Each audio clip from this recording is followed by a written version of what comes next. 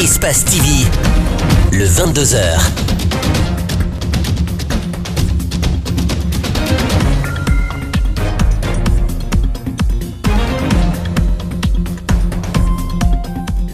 Au plaisir de vous savoir avec nous, bonsoir et bienvenue dans cette édition d'information à la une de l'actualité.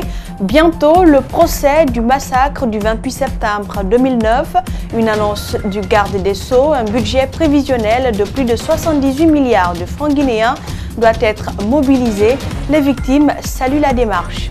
Kindia traverse une crise politique née de l'installation des maires. Les ressortissants de la Cité des Agrumes se sont retrouvés ce vendredi pour trouver des solutions idoines pour la consolidation de la paix et la quiétude sociale dans la cité. En interactualité, à Ciudad Hidalgo, entre le Guatemala et le Mexique, des milliers de Honduriens ont passé la nuit. Les forces de l'ordre mexicaines bloquent l'entrée de ces migrants qui ont forcé le passage à un poste frontière guatémaltèque dans l'espoir de rejoindre les États-Unis.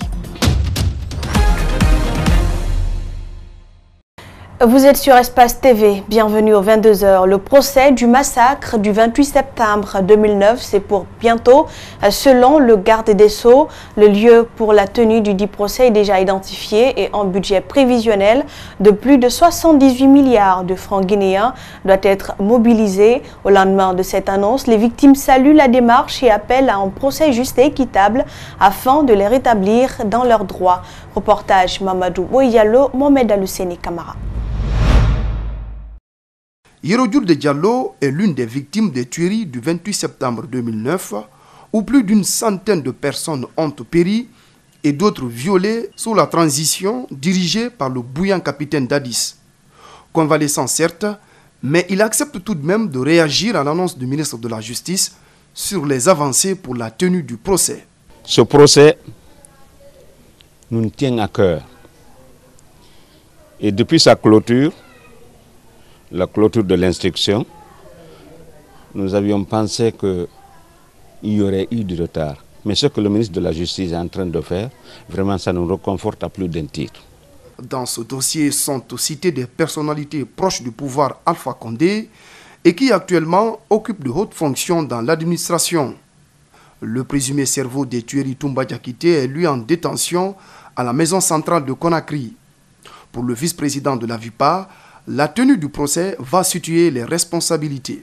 Quand le procès se tiendra, certainement, il y a des bourreaux et des coupables dans l'ombre. C'est la justice qui va les ressortir. Il y a des coupables, certainement qui ne sont pas dans le pays. Tout ça, c'est du ressort de la justice. Mais le fait que l'instruction soit close, et que le procès commence, c'est ça l'essentiel chez nous. Ce procès tant attendu par les victimes se tiendra à Conakry au cinéma Liberté avec un budget prévisionnel de plus de 78 milliards de francs guinéens. La Guinée doit prendre en charge 77% du budget, 17% par les États-Unis et 5,8% par l'Union européenne. Éducation, le syndicat libre des enseignants et chercheurs de Guinée a tenu son assemblée générale ce samedi pour informer l'opinion nationale que la grève reste maintenue sur toute l'étendue du territoire. C'est devant une centaine d'enseignants chauffés à blanc que le secrétaire général du SLEG a réaffirmé la mobilisation des membres de la structure syndicale. Mohamed Valek Touré, Yacouba Traoré.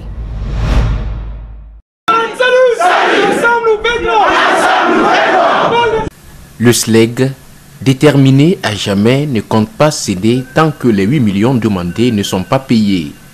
Ils l'ont fait savoir au cours de l'Assemblée générale de ce samedi, devant une centaine d'enseignants motivés.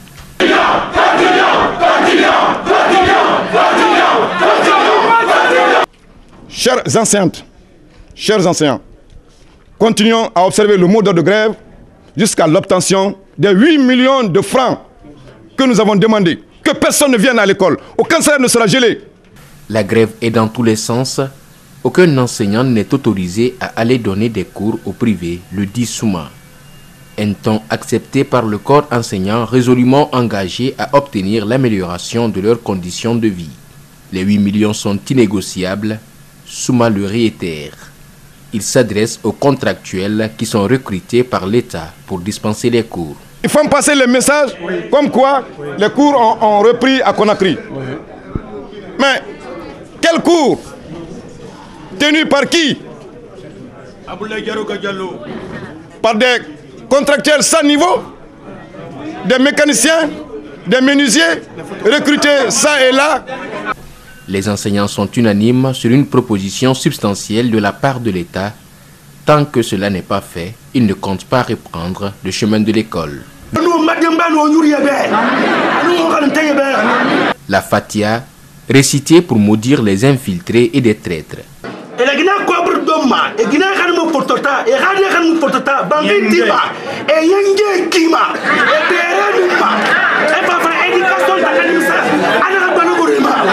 Une motivation que le corps enseignant trouve noble. La grève est loin d'être finie, le dit Souma. Il demande aux enseignants de rester à la maison jusqu'à la satisfaction de leurs revendications.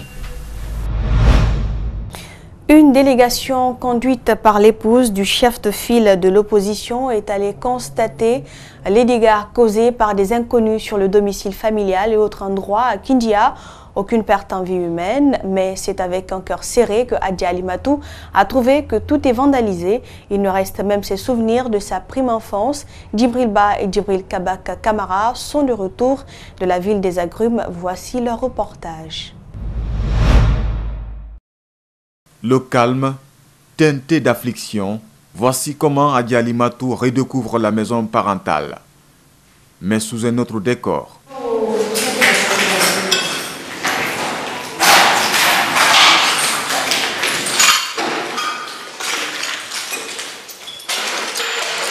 J'ai vu mon enfance déchirée. Pourquoi? À cause de la politique. Tout le monde sait que M. Dalin, c'est un homme de paix. Un homme conciliant. Des personnes non encore identifiées sont passées par là suite aux incompréhensions survenues à l'installation du conseil exécutif de la mairie de Kindia. Ceci n'a pu retenir les larmes de sa sœur.